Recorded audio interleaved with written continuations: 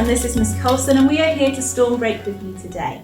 Today we're going to be thinking about the skill of relationships, which is all about how we interact with other people and how we feel about our relationships with them. Now today's activity is called Friendship and Empathy, and it's all about paying really close attention to those people who are around us and accepting what we can and what they can and cannot do. So all you need for this activity is 2 of you, or 3 of you if you've got 3 of you, and a space where you can stand about 2 metres away from one another.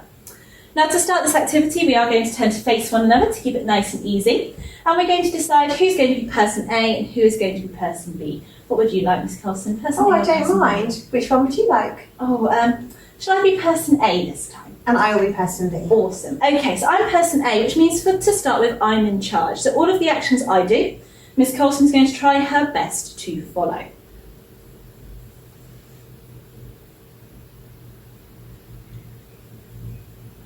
And I'm keeping my speed nice and sensible so that we can try and do things at exactly the same time. This is not about catching your buzzy out. It's about trying to pay really close attention to one another and do things at the same time. Now it might be that I notice that Miss Coulson's doing really, really well, and that actually she can probably get a bit bored of this. So I'm going to make it a little bit more interesting and add to those movements a little bit more.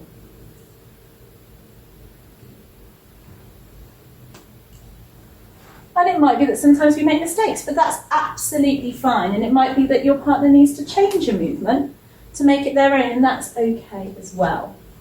It might also be that you notice there's a movement that your partner cannot do. And part of being a good friend is changing those movements to suit what your partner can do.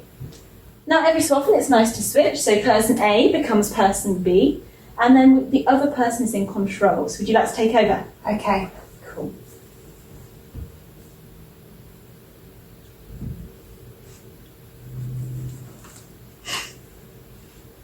And I'm paying really close attention to Miss Coulson, because it is really, really difficult to do it at exactly the same time.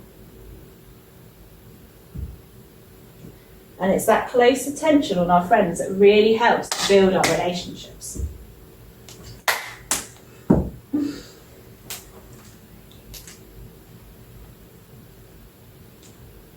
Now when you're starting to feel really confident, you might want to turn to face in the same direction. This means that the focus you're going to need to give is going to be that much higher.